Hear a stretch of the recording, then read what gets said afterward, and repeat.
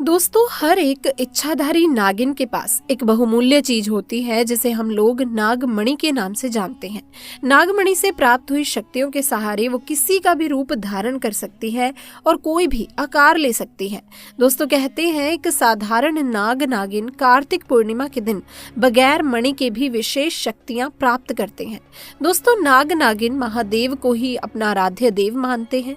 अगर आप भी महादेव के परम भक्त हैं तो सच्ची श्रद्धा से कमेंट बॉक्स में हर हर महादेव जरूर से लिखना। तो दोस्तों, राजस्थान के एक गांव में इच्छाधारी नागिन ने दिया एक बच्चे को जन्म, परंतु गांव वालों ने कर दी ये गलती। इसके बाद जो हुआ जानकर आपके भी रोंगटे खड़े हो जाएंगे। दोस्तों, ये चमत्कारी घटना राजस्थान के एक छोटे से गांव चांदपुर की है।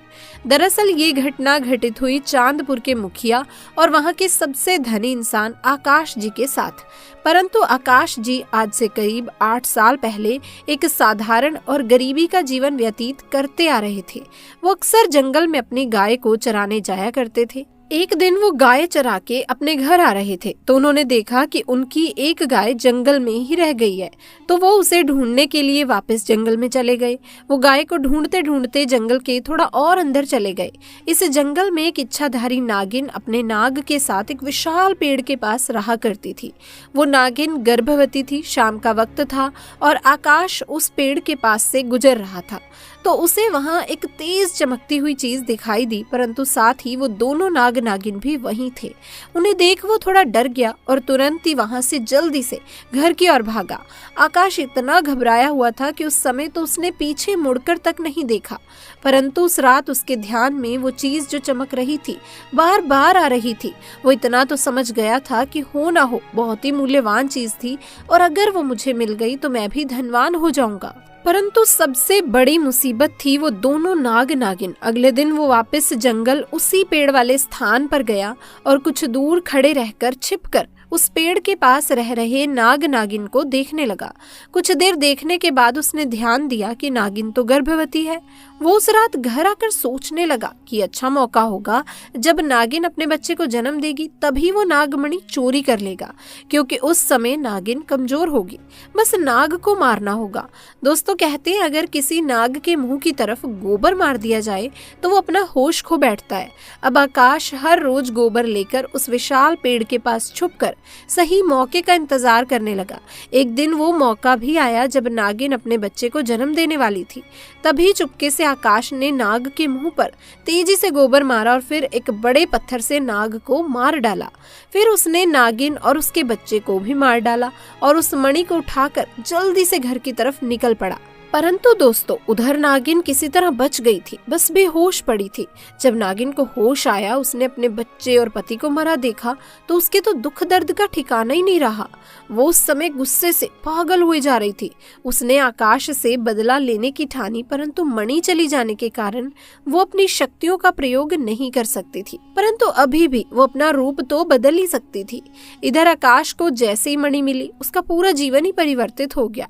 उसकी फसल इस बार काफी अच्छी हुई और काफी महंगे भाव में भी बिकी। उसकी तो जैसे मानो लॉटरी ही लग गई हो, क्योंकि वो जो भी धंधा कर रहा था उसे हर जगह से लाभ मिल रहा था और आकाश को पता था कि ये सब उस चमत्कारी नागमणि का कमाल है। गांव में हर जगह उसका नाम था। आकाश के इस रुतबे को देख एक अच्छा रिश्ता आकाश के लिए उसके पास ही के गांव से आया और सुमन नाम की एक सुंदर स्त्री से उसका विवाह संपन्न हुआ। दोस्तों, सुमन अपने पति आकाश को बहुत ही प्यार करती थी और बहुत इज्जत देती थी। दोनों एक दूसरे का कदम कदम पर साथ निभाते उनकी जोड़ी गांव में मिसाल बन चुकी थी। उधर नागिन भी एक पुरुष का रूप धारण कर मंगल नाम से आकाश के यहाँ उसका मुंशी बन गया और आकाश का विश्वास जीतने लगा।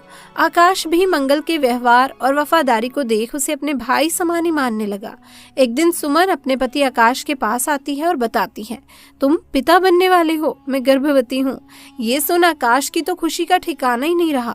उस दिन वो खुद अपने मुंशी मंगल के पास गया और बोला, देखो मंगल, मेरा कोई भाई नहीं है, परंतु जब से मुझे तुम्हारा साथ मिला है तुम मेरे सगे भाई से भी कहीं अधिक बन चुके हो।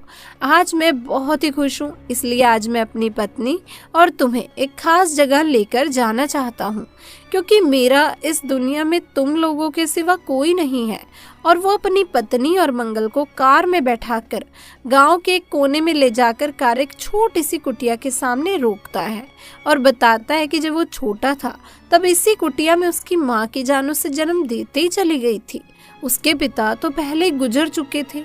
तब एक बूढ़े बाबा ने उसकी माँ को वहीं दफना दिया था और आकाश को उसी बूढ़े बाबा ने पाला था। आकाश बताता है कि जब भी उसके साथ कोई बुरी घटना होती है या वह दुखी होता है तो बस वो इसी कुटिया के पास चला आता है। यहाँ उसे एक अनोखे सुकून का एहसास होता है। आकाश आगे बताता है कि आज तुम दोनों को मैं इसलिए यहाँ लाया हूँ क्योंकि तुम दोनों अब मेरी जिंदगी का एक अहम हिस्सा बन चुके हो। दोस्तों, ये सुन सभी की आंखों में पानी भर आता है। कुछ देर रुकने के बाद जब वो वापस पहाड़ी से होते हुए घर को जाते हैं तो अचानक उनकी गाड़ी पहाड़ी पर एक बड़े से पत्थर से टकराती है और गाड़ी को जोर का झटका लगता है, जिसके कारण आकाश तो कार में फंसा रहता है, परंतु उसकी पत्नी सुमन पहाड़ से नीचे गिर एक पेड़ पर अटक जाती है और उस पेड़ के ठीक नीचे बहुत गहरी खाई थी। दोस्तों, वो रात कार्तिक पूर्णिमा की थी। मंगल अपनी शक्तियां पाकर पुनः नागिन रूप धारण कर लेता है। आकाश मंगल को देख चौंक जाता है क्योंकि मंगल अब नागिन में पुनः बदल गया था। वो नागिन आकाश को बताती है कि कैसे ठीक इसी तरह वो भी इसी स्थिति में फंसी थी जब आकाश ने उसका पूरा घर संसार उससे लूट लिया था, उसके पति और बच्चे को मारकर, और आज मेरे पास बदला लेने का मौका है। आकाश घायल गाड़ी में फंसा हुआ था और रो रो कर नागिन को बोलता है कि भले मेरी जान ले ले परंतु मेरी पत्नी गर्भवती है, उससे छोड़ दो। परंतु तभी उस नागिन को अपनी वही स्थिति याद आती है कि क्या होता है जब कोई अपना छिन जाता है। ये जिंदगी का सबसे बड़ा दुख होता है।